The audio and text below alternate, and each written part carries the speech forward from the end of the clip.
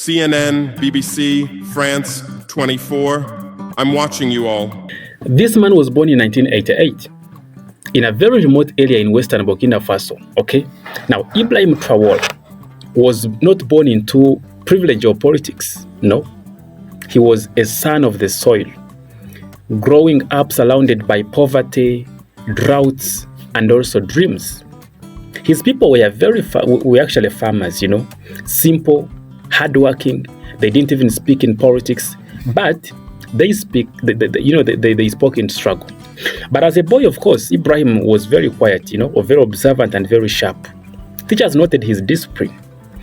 Friends remember his love for reading. He was drawn to stories of African resistance, Sankara, Nelson Mandela, and others. In his youth, he enrolled at the University of Ouagadougou, where he studied geology. But the classroom was not enough. The country was burning and Traore wanted to serve. So in 2009, he joined the Burkinabe Armed Forces. That is the military for Burkina Faso. So he trained in elite tactical units and was also soon deployed to the northern front lines, where jihadists attacked villages, killed civilians, and also planted fear. He saw things most politicians never will. Mothers crying over dead sons. I am Ibrahim Traoré, and today I'm pulling off your masks. Yes, you heard correctly. Entire towns left in the ashes. The soldier in him grew, but so did the revolutionary. On January 22nd, 2022, Paulo Henry Damiba took power after a coup, promising to restore peace and also security. But months passed, the jihadists advanced. Soldiers felt abandoned, and the people lost faith again. On September 30th, 2022, Captain Ibrahim Traoré, along with fellow soldiers from the Cobra unit, staged a second coup. Always the same images: children with flies, dry lands, weapons, death. This is Africa, they told us. This is what Africa is. And we believed it. We were ashamed of ourselves. We were ashamed of our own lands, of our own people. But then I grew up. I read, I researched, I questioned, and I understood that the Africa It was swift. It was bloodless. It was very precise. The presidential palace was taken. State TV was seized. And Traoré announced the country is in danger. We cannot wait any longer. The public, they cheered, In Ouagadougou, crowds danced in the streets. Young people carried his image. Some even called him the second coming of Sankara. But the world media alarmed.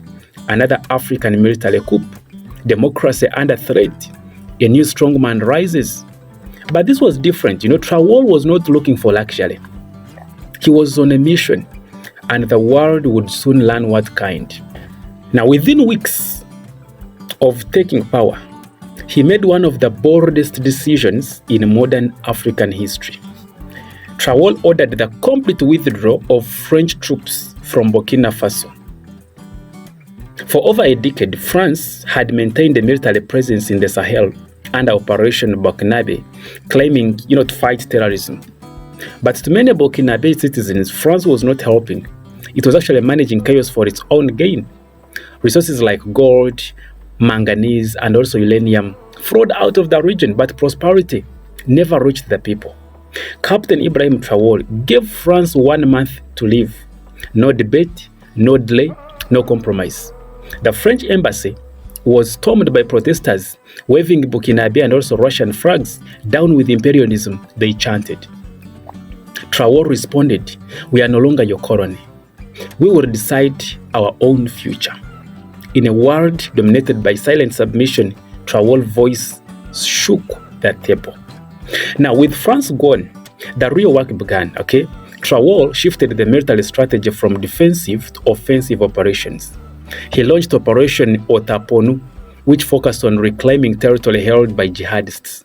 He resurrected the military chain of command, removed corrupt generals, and also gave priority to younger, battle-tested officers. But the war was not just on the battlefield. It was economic, it was cultural, and it was psychological. He began reviving, and also reviewing, mining contracts, many of which were assigned to foreign, marnationals for decades, paying peanuts to the government while draining the land. He launched a local defense initiative encouraging youth to join the volunteers for the defense of the homeland, what we call the VDP. And he also introduced civic education programs encouraging nationalism and also unity. In every speech, he used the simple phrase, Burkina Faso is for Burkinabe first. And that message echoed far beyond his borders. Now, Traore knew he couldn't fight this war alone, okay? So he reached out to his neighbors, that was Mali and also Niger, who had also expelled French forces and were under transitional military leadership. Now, in 2023, the three countries formed the Alliance of Sahel States, the AES. Not just a military pact, but a vision, okay? They shared intelligence, joint counter-terrorism operations, and also cross-border development projects. They even threatened to exit ECOWAS, calling it a tool of Western control. We will not both pressure, that's what Traore said, we will not let outsiders dictate our unity. This alliance represented something rare, true African cooperation without foreign oversight. Now, in Bamako, Niamey, and also Ouagadougou, murals of the three leaders were painted together. Young people began calling them the new Sekou Toules. And suddenly, the world took notes. The African rebellion was no longer theory, it was a growing force.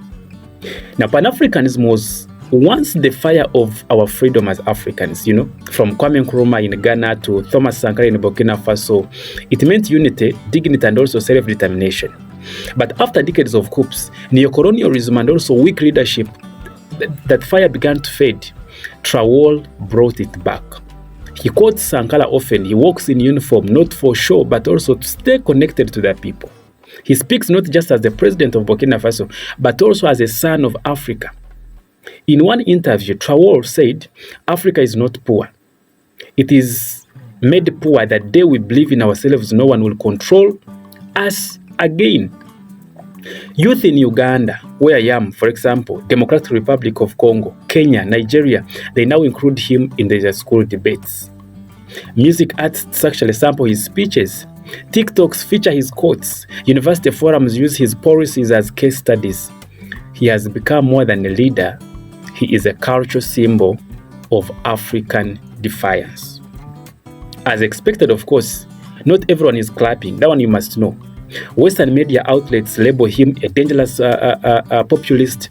Some they call him an inexperienced soldier. Others call him a threat to regional stability.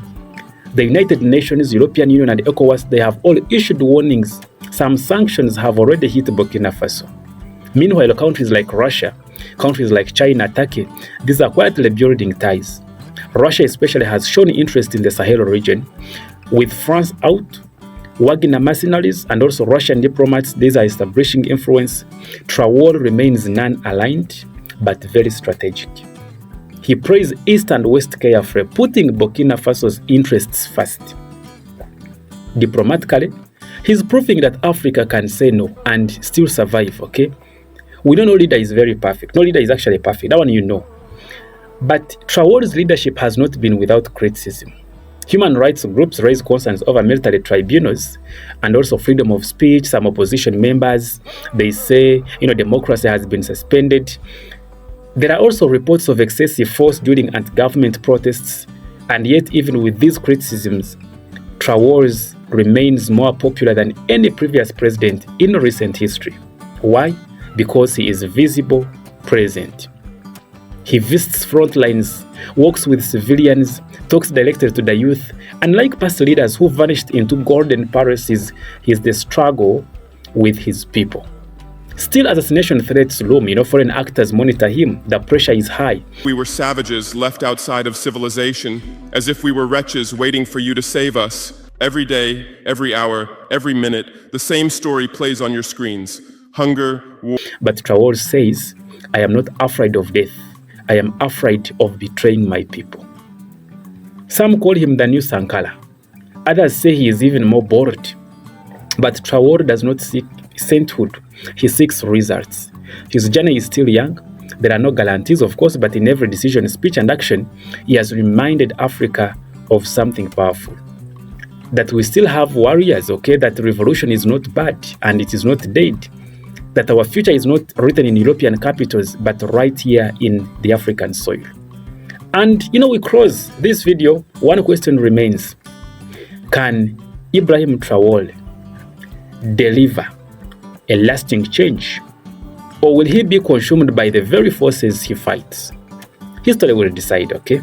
But for now, Burkina Faso believes and Africa is watching. Now, if this story actually moved you, inspired you, or made you question everything you thought you knew, then share this video. Subscribe to the channel, leave a comment below. What do you think about Ibrahim Traoré? Is he a revolutionary hero or a dangerous gamble? My name is Dedan, and here we tell the stories they don't want you to hear. Until next time, Africa to the world.